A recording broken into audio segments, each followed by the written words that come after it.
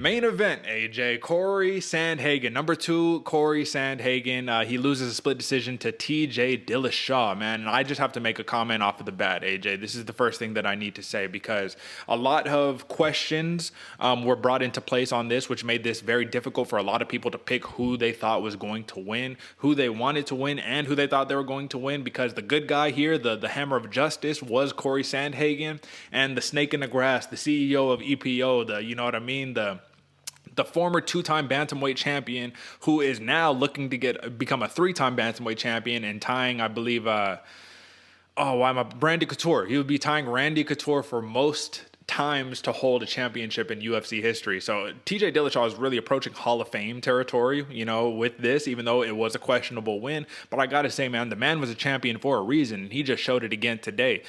He was able to become a different fighter in every single round. His gas tank is ridiculous, and I don't know, AJ. Do we have more EPO questions? I don't know. But listen, the gas tank was ridiculous. His skill set is ridiculous. And aside from getting a pop knee in his left knee from a Cory Sandhagen leg lock, the man looked like he was basically just a cardio zombie machine, man, ready to do whatever it took to get the victory, AJ. Let me ask you this first and foremost.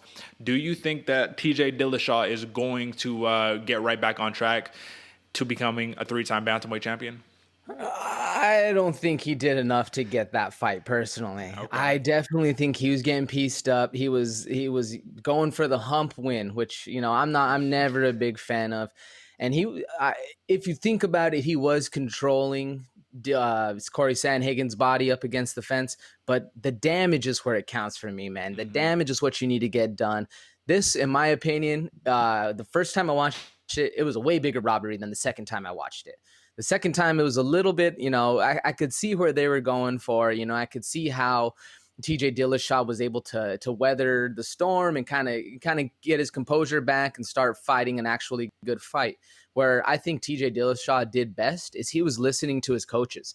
They were telling him, this is the garage. This is where you live. This is all that hard work we've been putting in. And the whole time, TJ was talking back to his corner. Yes, sir. Yes, sir. Yes, sir. Just constantly doing that, constantly thinking. And I think when you're able to process information and think through a fight, you're going to be doing a lot better than the guy who's just fighting off of instinct, like we saw in the Derek Minner, where he's fighting off of instinct, just looking for a choke, because that's what instinct is telling him to do. Whereas TJ Dillashaw, was able to keep getting pieced up pretty good, and all credit to him for not getting finished, because he was eating some shots. He was actually able to eat those shots and think through, like, okay, this is what I need to do. This is how I need to get it done.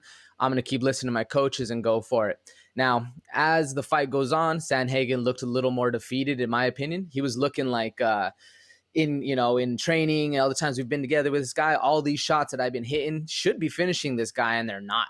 Whereas Dillashaw looked to draw, like I said, he looked to draw his strength from his coaches and consistently get different each round. He was able to give a different look each round and really show why he was the champ.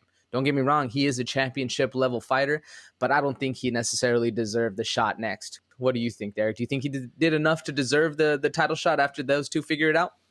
Absolutely not. And I don't. I think that he might get it due to the way the UFC works and marketing, and let's have this big pay-per-view event. I think that he might get it for that reason, but I think he needs to fight Rob Font next. Cat out the bag for matchmaking, you know what I'm saying? I think he needs to fight somebody in the top 5 again before he can go and get a championship matchup. And the reason why is because you're this former champion, right? You're supposed to be this dude, this world beater, really the best of the best. Yeah, it's been 2.5 years or whatever the case may be, but at the end of the day, if Cory Sandhagen can put the performance that he did on you, how many other of these top fivers can do it as well, And I wanted to pull up some numbers really quickly because I thought that I saw a lot of swinging from TJ Dillashaw, but I saw a lot of missing too.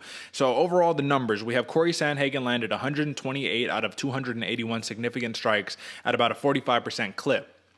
Now, what's interesting is that TJ Dillashaw landed 110 out of 268 strikes at a 41% clip, even though it seemed to me like that wasn't quite the case. But a lot of those numbers came from the leg kicks, where TJ Dillashaw was just chopping at the legs of Cory Sandhagen. He landed 41 of 46 leg kicks on Cory Sandhagen, man. And it was really, really impressive, because one thing that I thought I saw Cory Sandhagen, he was just eating leg kicks until he checked a good one. And I thought, ooh, Dillashaw's leg might be hurt. He might be in a compromised spot.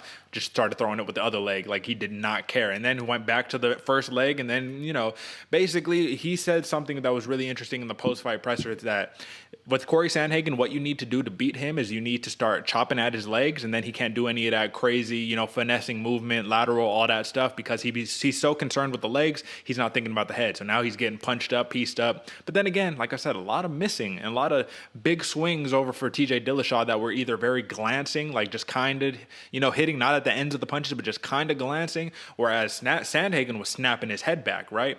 The biggest thing, AJ, does blood and cuts not count for anything, right? Because TJ Dillashaw, we saw the photo collection earlier. The man was bruised, bloodied up. He got hit with a mean flying knee, mean right hooks, all of that craziness.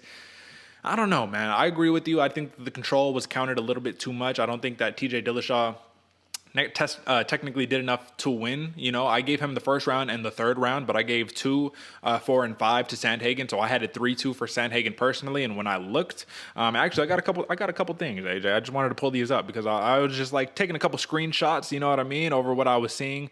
And when we look at, let's see if I got it here.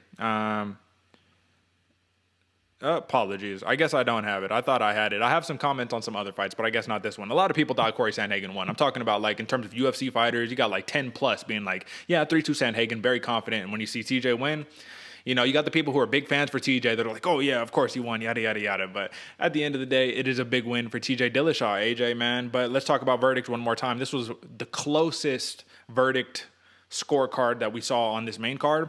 It was scored 47.56 to 47.46 in favor of Cory Sandhagen. So let's be honest here, AJ. Let's take off our it shouldn't have been this way, and I don't like the way that he won.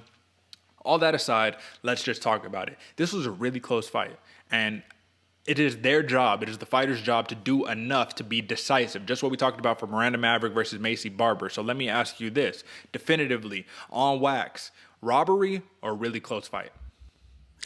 Really close fight.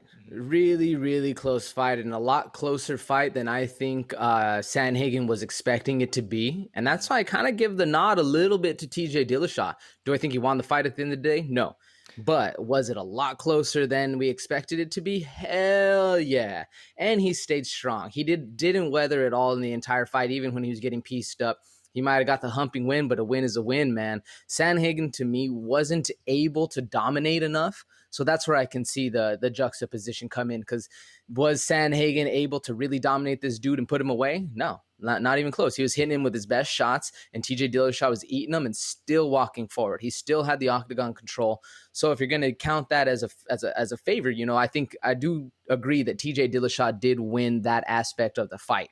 Now, does damage not count for anything? Because if we're counting it damage only, there's not even a close fight at that point. Never ever in the fight was Cory Sandhagen, dangerously hurt or thinking about getting finished or anything like that. It was crazy. I like there's so many different aspects of how this fight went that if you look at one aspect only, you look at ring control and body position control and all that, TJ Dillashaw won. If it was a wrestling match, he won the fight, or he won the match, excuse me. But if it was just a piece of damage fight, Sandhagen won that one. So it's like, how do you want to score this one? I can totally see where the argument would come in. So that's why I think it's a close fight, not a robbery. I had definitely had it as a robbery at first, but I'm going to go back on that one. I think it's a close one. What do you think? Well, you know what? The reason why I think Sandhagen lost, I think it comes down to one round, man. And this is the round where Cory Sandhagen decided for whatever reason to do the worst possible thing that you could do and say, oh, this dude who's trying to get my back, who's trying to wrestle me, I'm going to Granby roll and I'm going to play jiu-jitsu and I'm going to try to leg lock the man and get my face smashed in. Like, that was the thing that was really surprising, because I was like, yeah, your jiu-jitsu is good, but why would you voluntarily go to the ground on a TJ Dillashaw? And he even said it himself. He was like, I was trying too many Granby rolls and stuff in the second. I adjusted later on, but sometimes, he said it in his Instagram caption at the end, he was all like, congrats TJ, or like, nice win TJ. A couple mistakes won it for him, and that's accountability. So I like that. At least he's not being a crybaby about it. He does think that he won the fight still, but He's not being a crybaby. He's being accountable, and I think that he still will be a future champion, man. I think that these two will probably have to see each other again in the near future. And if anything, man, you never know what can happen in the UFC, right? Someone gets hurt, injury replacement. Cory Sandhagen is right there. I don't think that he should lose a lot of stock from this, but TJ Dillashaw, man, he gets better as the rounds go on, man. That was the most impressive thing to me. Is round 4, round 5, he was there like it was round 1, you know, with the injured knee too, you know, and he said that he had like a torn meniscus in his other knee and he had a shoulder issue. So no one is ever healthy going into the fight, but it was a very impressive win. Hopefully we see, I don't know, man. Hopefully we get to see something that is like morally correct going into these next couple of matchups. Because if TJ Dillashaw gets a title shot off the bat, what are we doing? What are these rankings for? I don't know, man. But this was a de facto number 1 contender fight. And TJ Dillashaw got the job done. So he goes from being non-ranked to immediately jumping up to, I'm giving him number 3. I think Rob Font should go to number 2. I think he rightfully deserves it, but there's no such thing as deserve in the UFC. So